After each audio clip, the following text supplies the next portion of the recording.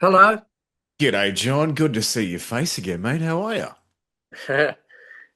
Was there a pun in that one?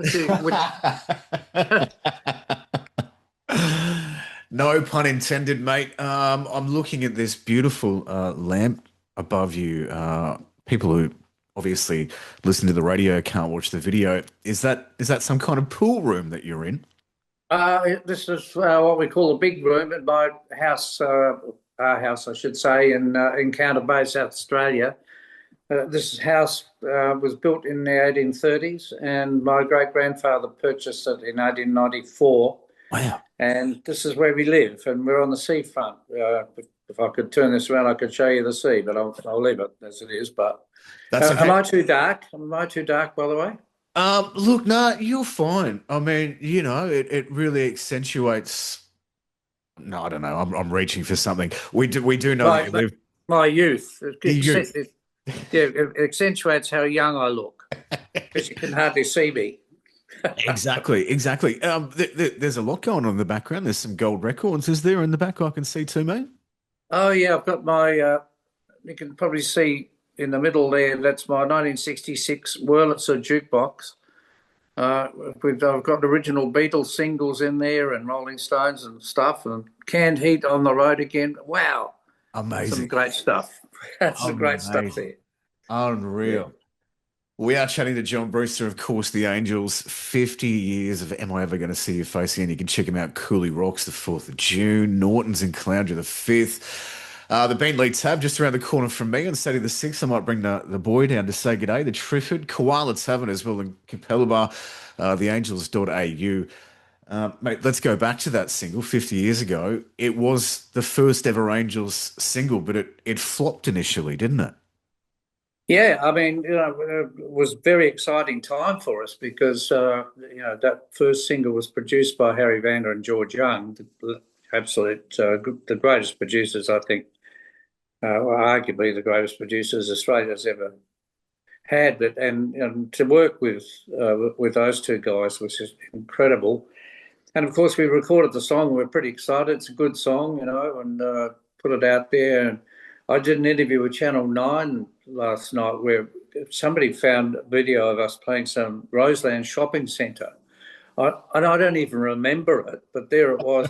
And the whole thing about that interview was like, we did anything to try and get exposure, to try and, get the thing off the ground.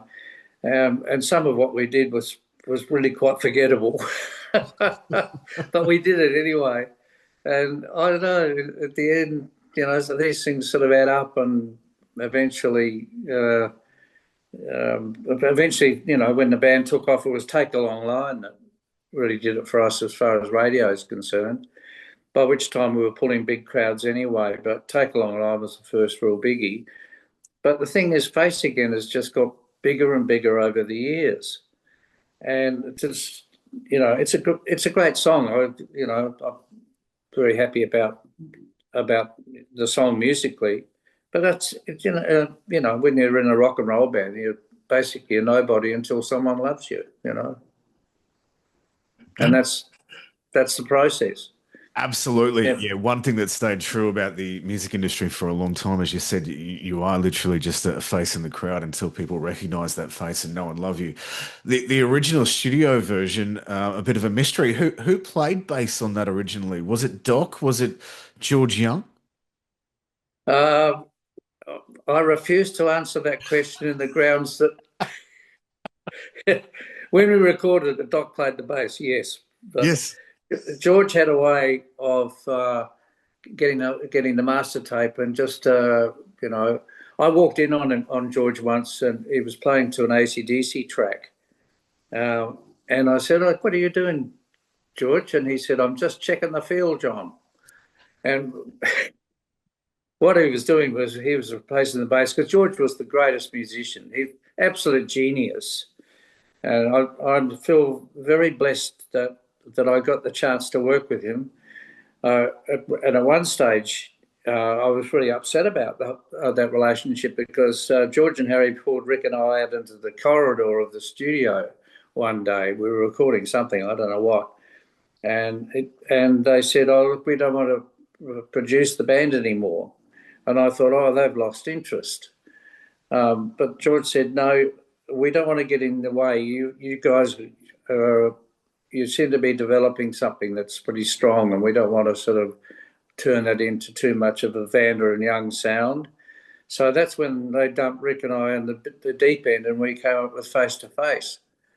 So he was a smart guy. He saw something, and he didn't want to get in the way. And I just think that you know, and he was wonderful. He would never tell you what to do, but he would do things like, that your name, the Keystone Angels. Yeah.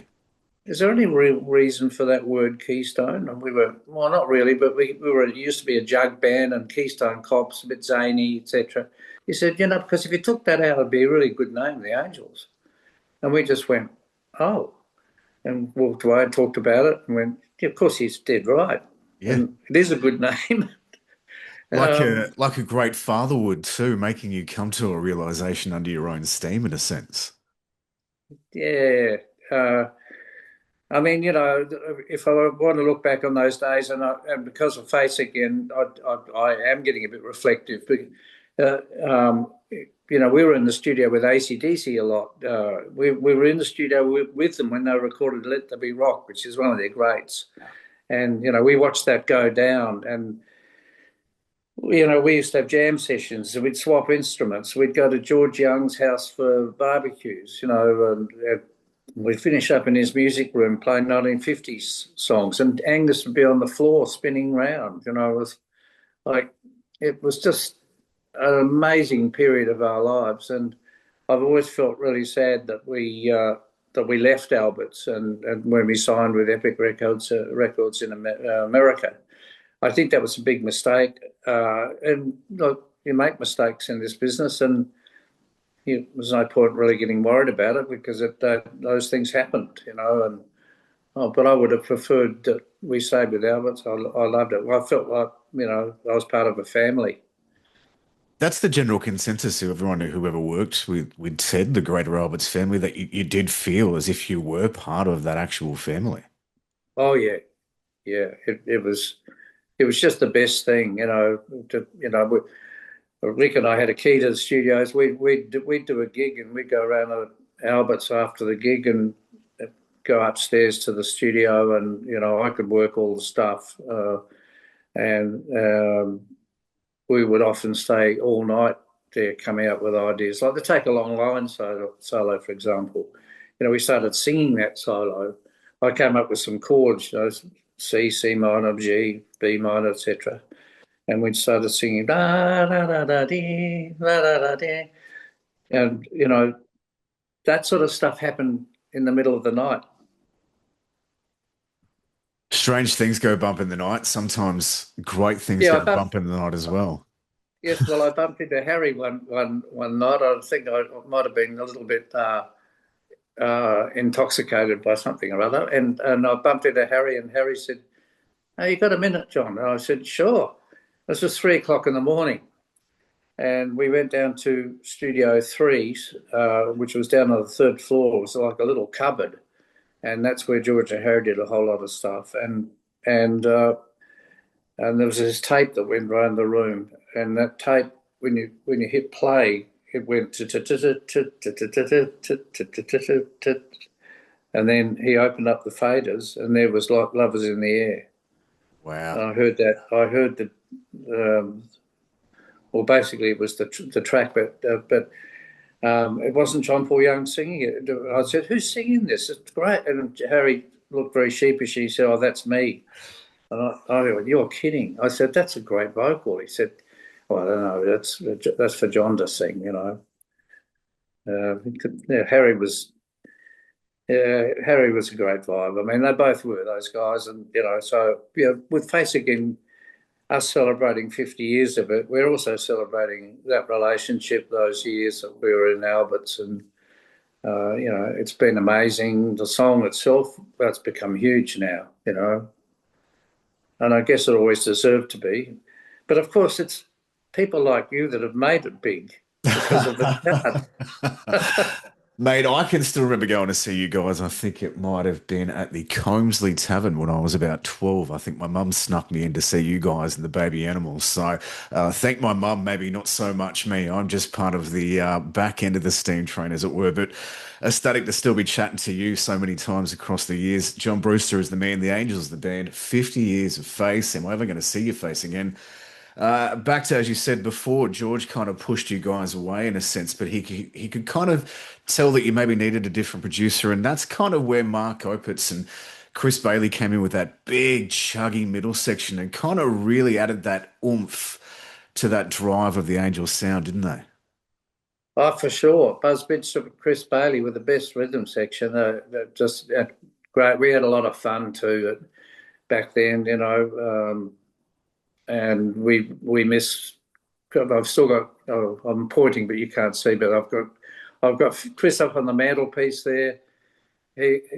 Amazing bass player. My son Sam studied his style, and he plays like Chris. Now Ollie, Chris's son, is playing some bass with Gangajang with Buzz. So Unreal. yeah, but those guys. Once Buzz and Chris came into the band, we had a band. I mean, leading up to that was like, okay, I think we were entertaining people. I think there was a lot of positives, but it wasn't the band that would have hit the big time. But once we got Buzz and Chris in there, and then Doc went out the front, and Doc initially was a bit goosey, but then he started drawing on his experience of doing drama at Flinders University, which I also did, and that's when he discovered his whole persona, his stage persona, and I think he turned into absolutely one of the great frontmen in the world. One of the all-time great frontmen, maybe the Yeah. greatest. Angry Anderson always says to me every time we catch up, geez, I miss Doc. Greatest frontman ever. He says, I don't come anywhere near him. Yeah, well, I mean, I love Angry, but I would agree with that statement. You know, I mean, but look, the thing is that, but Angry had his own, had his own thing with Rose Tattoo too. They were great. The only thing is Absolutely. they were so loud that people had to drug people out of the venues. But and we were loud too, but we were loud and clear. They got a bit messy, but Do you? Yeah, yeah. he does, and I think that's part of the endearing process, though, the messiness of Rose Tattoo. But Oh yeah, for sure. Yeah, I say that not as a criticism. I say yeah, that with great affection. I love Angry, but I mean, look, of course I miss Doc as well. And Doc was a huge part of our history, and um, it wasn't easy. I'll say yes, that it wasn't easy. I mean, it was easy back in those days, but then things started to catch up with him. Unfortunately, his pain-killing drugs and stuff, and prescribed ones. And I think it had a bit of a negative impact. And then tragically, he got a brain cancer. So, but we miss him. And it's times like this, in particular, where we're celebrating Face again, that you remember, because Doc wrote the words of that song, and Rick and I were involved in the music, but they were Doc's words, and um, yeah. So we celebrate the song, but we also remember our friend Doc. And Charlie King, by the way, because Charlie King was the drummer on that, absolutely, he was. Yeah, our indeed. first drummer. And Yeah, I'm so proud of him because I remember George Young saying to Charlie, "Now, Charlie, don't worry about hitting any drum fills. Just play straight through. Boom, cha, boom, cha, boom, cha." And he did, and it swings. It's just great. it does. It's got a real Phil Rudd swing to it, doesn't it? Yeah, absolutely. Absolutely. Do you Yeah. remember the first time people started screaming back the chorus? It's kind of steeped in infamy and goes back to that PCYC DJ, of course, in Sydney. But do you remember the first time you were on stage and you heard people screaming that back to you? Yeah, very clearly, because what had happened when we released Face to Face, then the No Exit album, then the Dark Room album, and sort of by the time we released Dark Room in 1980, we just thought, well, we've moved past Face again, so we left it out of our set. We stopped playing it. Uh, Not that we didn't, have affection for it, but we just thought, oh, we've kind of done that, Exactly. and our style was evolving, and so we left it out. But we did Mount Isa in 1983, and we'd never played Mount Isa before, and we were playing in the town hall there, and we had 3,000 people, and they kept calling for more. So we did our normal encore, but they wouldn't let us go. So we went back into the green room, and then we said, well, we better go and do another song, but no one's leaving. And somebody suggested, oh, let's do Face Again. So we did, and 3,000 people chanted, no way, get fuck off. Probably wasn't supposed to say that, but you can edit that. But anyway, and we went back to the dressing room and went, what the hell was that about? And me being the smart guy, I went, oh, well, Mount Isa, it's an isolated community. It's probably something that's happened at a disco or something, and, probably only happens here at Mount Isa. So, and bear in mind, we're talking about the early 80s where there's no Yeah. mobile phones, No no internet. No. Yep. yeah, none of that instant communication. So anyway, I suggested that we put the song in the show, and we went across to Cairns, worked all the way down the east coast. We went across to Perth, into Adelaide, into Melbourne, back to Sydney, where we were all living.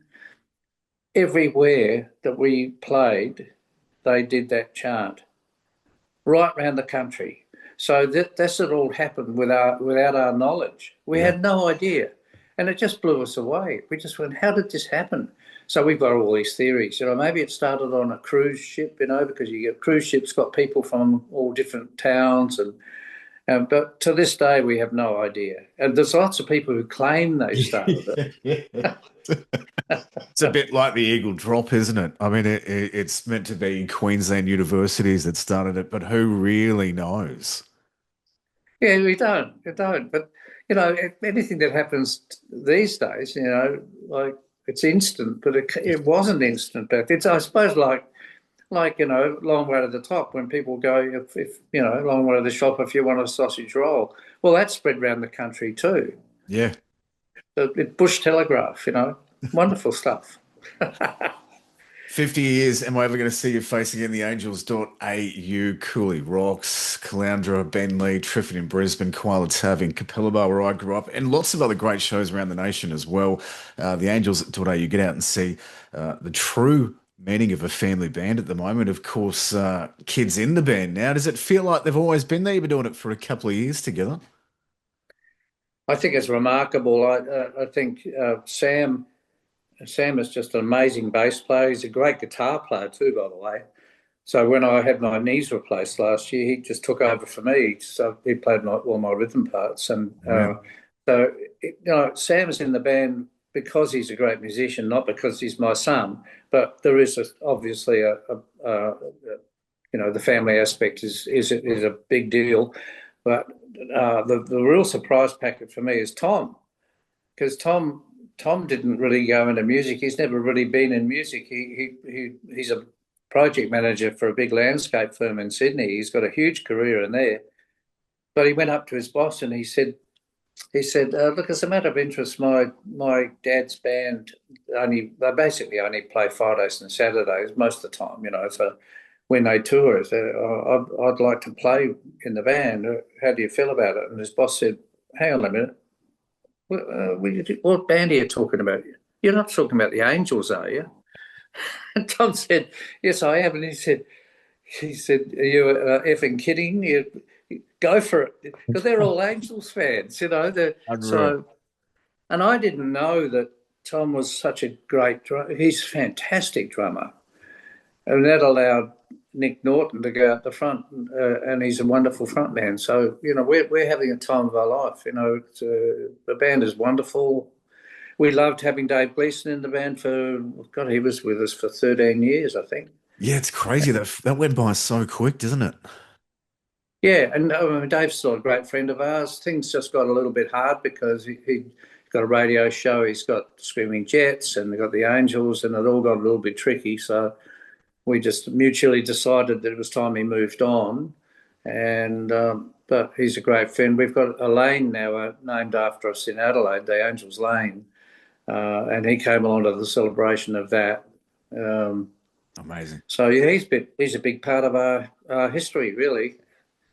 Do And you do you think there's a time where you and Rick may hang up the boots? Is there an end in sight, or is the end itself the end? Will the kids keep it well, going? Any of those thoughts part of the conversations in the band? it's not an active thought for either Rick or me. I mean, I've had some health scares, and so has he. It'll be health that'll do it. I don't think we'll choose to hang up the boots. I think something will happen to us, and the boots will be hung up by that. But because that's life, of course. We're Absolutely. older, and but we're both in pretty good condition. I've got new knees. I've had some heart issues, but I'm under control. And yeah, I mean, while I feel like I do, I'm not about to stop. I'm the oldest one, by the way. So Yes. I'm 76 now, and while Keith Richards is out there playing the guitar, he's an inspiration for us all. And a man who only quit thumping darts like 6, 7 years ago as well. So, I reckon Yeah. there's still a bit of life left in you there, young fella. We've asked you this before. I'm going to throw it at you again. Do you think you and the band will ever do a Molly Meldrum style bio TV series or a film? Do you think that's possible? Have you ever thought about who might play you and Rick in a film or a TV show?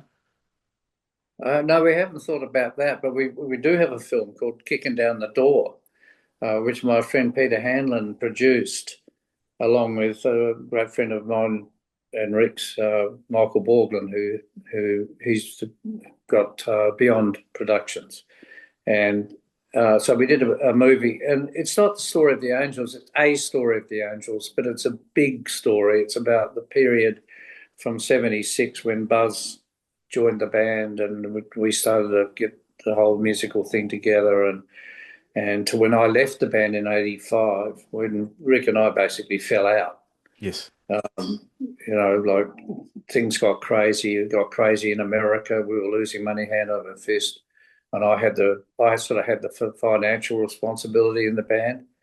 So I left the band for a while. So that movie, I'd recommend to anyone. I think it's a fantastic movie, even though I cry in it, which is a bit embarrassing. But I know that James Rain saw the movie and he cried. So, If you can make James Rain cry, you've made something moving. We well, we love did. we We love made him JR, cry. but he's not a man steeped in outward emotion. No, well, but he did. He cried in the movie. So, I mean, a lot of people. The thing is, it's not a story about how a band succeeded. It's a Yes. story really about how it succeeded and then fell apart. Um, and fortunately, we also came back together again, and that was all wonderful. But yeah, it got a bit crazy in America in particular in the 80s. Yeah, the legacy is probably larger than the success from America, isn't it? You've inspired so many bands, but Mm. unfortunately, it didn't maybe go as well as it could have. Well, it did in certain regions, like the Seattle. We're huge in Seattle. We played to 10,000 people headlining with Missing Persons was our support band, and that was the first tour that Jim Hilbin did with us. Um, so that West Coast, LA, etc., we did really, really well. The problem for us was the Midwest. The if you like country towns, which of course were cities, but we did really well in Chicago. We did really well in New York. Oh, New York was unbelievable, fantastic. Playing some of these, classic venues like Great Gildersleeves and the Ritz. We played the Ritz and sold that out. And Yeah. yeah, look, our history of touring in the States is pretty impressive, but we were just going broke. We were going broke. We took an Australian road crew, which I would do again because we love those guys, but it was a very expensive thing to do. And basically we were getting some tour support from the record company, but it wasn't enough to. So things just got crazy, and it's not just about the money, but I'm proud of our track record there in France too. We had a big hit with Marseille in France, and we played there recently. Well, when I say recently, I'm thinking now it's 11 years ago, 2015, and we had a sell-out show, and the audience sang they sang Rick's guitar solos. Wow. It was incredible. Like they were part of the band, and I'm looking at the audience, and I'm going, well, there's probably no one older than 35 out there, and it's 35 years since we played France. So they discovered the band through I don't know how. And if I recall correctly, Marseille is still your favorite song to play live too, if I recall correctly. Well, I wrote the song. That's part of it, I suppose. But the thing is something about that song, and particularly Rick's end solo. Because when we recorded, we just kept playing A to D. Da, da, da, da, dee, da, da, A to, we played that forever. And Rick, being Rick, came up with that huge climber. And it's like, it's scary. It's so powerful. The song itself, yeah, it's a good song. I think the riff's good, and it's nice. Nick, the Nicks are there, and yeah, I'm sort of proud of that song. But as a live song, it's a set closer for us. It has been for years. Absolutely, yeah. We still play the near 10-minute live version of the show. We might actually wrap up the interview with that actual version because it's bloody great. Still urgent. Still gets the feet tapping after all these years, and great to see you still rocking and a rolling, John. And great to see your face, mate. You too, Davo. Very nice. Come to a gig. I will, mate. I haven't seen you for a couple of years, but I just had my first kid, so I might bring my boy down to Oh, the Beanley Tab. congratulations. Thank you. Uh, Yeah, leaving it a bit late in life, but sometimes the best things are done later in life, eh? well, Chris Bailey did the same thing, and now Ollie's 15 or 16, and sadly doesn't really remember Chris because he was only 3 when Chris died. Um, but I know that Chris, it was the greatest experience in his life to have little Ollie when that happened, and so it'll be the same for you. And we just went to Sam's place last Saturday week and celebrated little Wilbur's second birthday. So I've got 4 grandkids now, Amazing. and that's a buzz as well. That's great. It really truly is. Yeah, I help But raise my if sister's kids. She's got kids now, so I'm technically like an uncle slash granddad as well. So I'm in that weird yeah, space now where I've got a 2-year-old, but I've also got like 7-year-old grandkids. So it's so amazing, isn't it? You can achieve so many different things and all these dreams that you set out to do in life, and then all of a sudden, yeah, just this little face looks at you, and it's the most important thing that ever happened. yes, that's exactly right. And if you want to come to any of our shows, just go go back to Vanessa that set Absolutely. up this, and we can put you on the door and all that.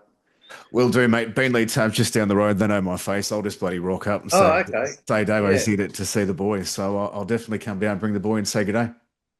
lovely. Good on you, Davo. Great to see you, mate. Take care. I'll see you in a few weeks. Indeed. Yeah. Cheers. Cheers, brother. See you, mate.